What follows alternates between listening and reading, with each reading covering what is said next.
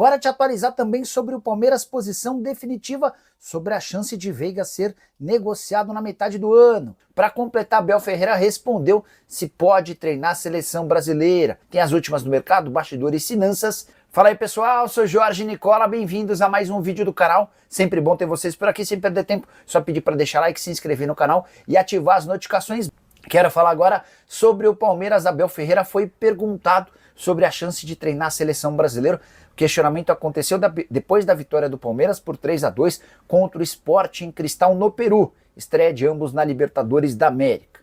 O técnico português foi sucinto e respondeu da seguinte maneira: não falo sobre possibilidades. E a Leila já deixou bem claro sobre esse tema. Só para resgatar a frase da Leila, que foi concedida nessa semana, abre aspas para presidente, eu não falo sobre hipóteses. O Edinaldo nunca me procurou para conversar sobre esse assunto, então não posso ficar elucubrando.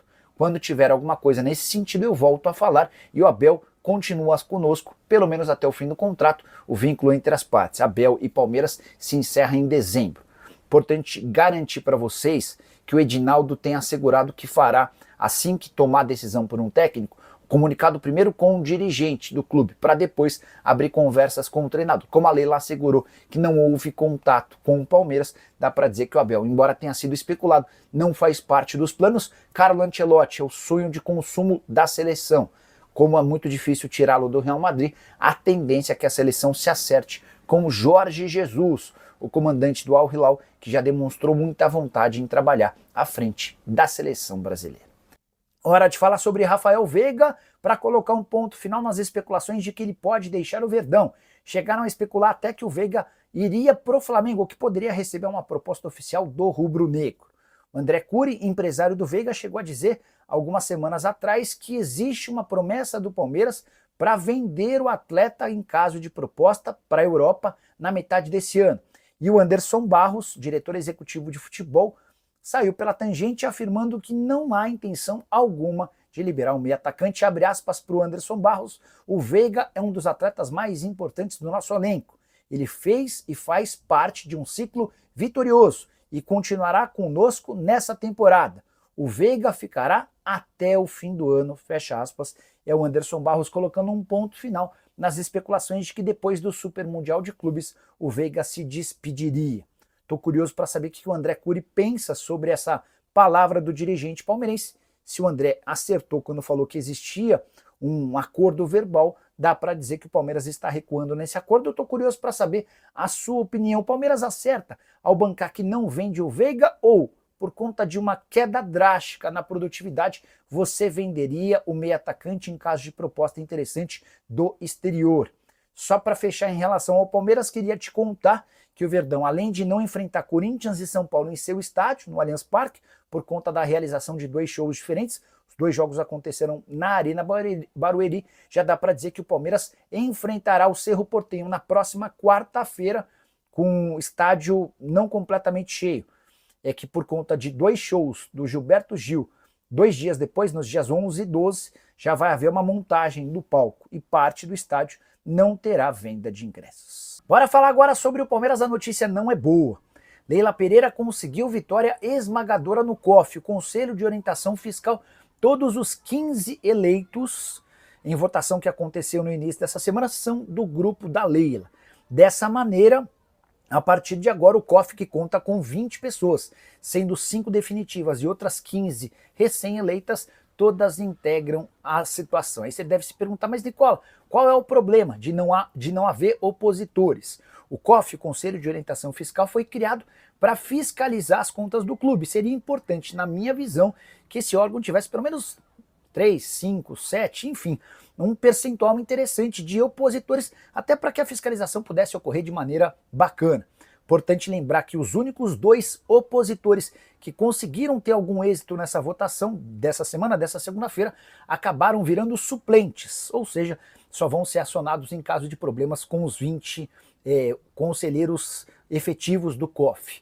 Só para completar, é importante lembrar também que a Leila Pereira não costuma tratar muito bem os opositores. No ano passado, circulou a notícia de que Opositores que criaram uma lista, fazendo uma série de perguntas a Leila, passaram a ter dificuldades no dia a dia. Eles, por exemplo, deixaram de receber uma série de ingressos para jogos do Palmeiras, algo que todos os outros conselheiros têm direito. Só para completar, em relação ao Verdão, registrar que o Palmeiras não vai jogar apenas contra o Corinthians na Arena Barueri. Jogo contra o São Paulo também será no estádio arrendado pela Presidente Alviverde. Tudo porque o Palmeiras, às vésperas desses clássicos, terá shows no Allianz Parque. Gilberto Gil se apresenta antes do dia 12 de abril, data do confronto contra o Corinthians, e o System of a Down vai se apresentar na mesma data de São Paulo e Palmeiras, ou melhor, Palmeiras e São Paulo, jogo marcado para 11 de maio. O Palmeiras já solicitou à CBF a alteração do mando desses dois jogos, o local já definido, Arena Barueri. Para de falar sobre o Palmeiras, Estevão só será entregue ao Chelsea na metade do ano. A operação está fechada desde 2024, mas o atacante já garantiu um bônus de 25 milhões de reais ao Verdão. O número consta no balanço financeiro do Palmeiras de 2024. Tudo porque ele atingiu uma meta de mais de 1.200 minutos de partidas oficiais do Verdão na temporada passada. Negócio que foi fechado na época por 40 milhões de euros fixos, mais 21 milhões e meio de euros em bônus. Esses bônus estão atrelados a partidas disputadas pelo Palmeiras e também pelo Chelsea. Em linhas gerais, o Estevão vai garantir ao Palmeiras esses 21 milhões e meio de euros em bônus se alcançar 70 partidas disputadas, por pelo menos 45 minutos na soma de Palmeiras e Chelsea desde que o acordo foi fechado. A passagem dele pelo Palmeiras ficará marcada por muitos jogos. Resta que ele também desempenhe no Chelsea para que o Palmeiras obtenha mais 21 milhões e meio de euros em bônus. Por falar em bônus, contar que o Endrick garantiu nessa terça-feira mais 677 mil reais de bônus pagos pelo Real Madrid, tudo porque ele foi titular e marcou gol na classificação do Real Madrid na Copa do Rei. Já são 4 milhões e 200 mil reais que o Real Madrid pagou ao Palmeiras por conta de bônus atingidos desde que o atleta se tornou reforço do Real Madrid. Para completar sobre o Palmeiras, deixa eu só trazer uma observação curiosa que tem me chamado a atenção. No mesmo balanço financeiro que o Palmeiras divulgou referente a 2024, surge a informação de que Paulinho foi comprado por 162 milhões de reais. Essa revelação faz parte do item despesas antecipadas. E o balanço cita, abre aspas, do montante apresentado no ano de 2024, 162 milhões e 100 mil reais, referem-se ao custo da aquisição do atleta Paulo Henrique Sampaio Filho.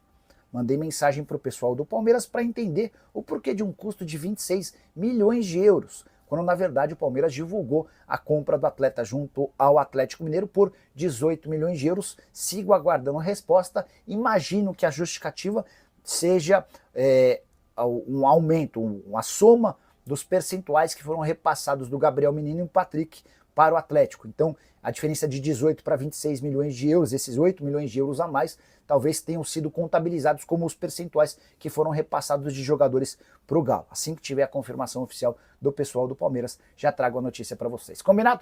Hora de falar sobre Richarlison. Que história é essa de que o ex-centroavante da seleção brasileira e que pertence ao Tottenham pode pintar no futebol brasileiro? Nas últimas horas, a especulação dá conta de que Palmeiras, Fluminense e Flamengo preparam proposta para comprar o jogador na metade do ano. A grande novidade sobre esse tema é de que o Tottenham, muito incomodado com a sequência de lesões do centroavante, cogita negociá-lo em definitivo a partir de julho. Posso descartar o nome do Palmeiras interessado no Richarlison. Quando o Verdão gasta 155 milhões de reais para comprar o Vitor Roque, ele deixa de buscar outro centroavante. Sobre Flamengo e Fluminense, a pergunta que eu deixo é: como comprar um jogador que chegou ao Tottenham ao custo de 58 milhões de euros? Ainda que o Tottenham admita prejuízo e perca, por exemplo, 18 milhões de euros, o Richarlison ainda custaria 40 milhões de euros, número completamente fora da realidade de qualquer clube de futebol no Brasil, isso sem falar no salário do Pombo. O Richarlison ganha no Tottenham cerca de 3 milhões e 900 mil reais, muito acima de qualquer salário de atletas em atividade no país. Só para completar, importante dizer que o Everton, onde o Richarlison já se destacou, também na Inglaterra, é um dos interessados na compra do jogador para metade do ano. Família, ficamos aí com as notícias do Palmeiras. 3-2 foi o placar de ontem, né? Palmeiras vence aí o jogo e está tranquilamente aí bem na fita. Se você gostou do conteúdo, chega deixando seu like, se inscreva no canal, ative o sininho de notificação, muito importante a sua participação. Ficaremos por aqui, né? Um grande abraço no seu coração, sempre mais. No próximo vídeo, vamos que vamos.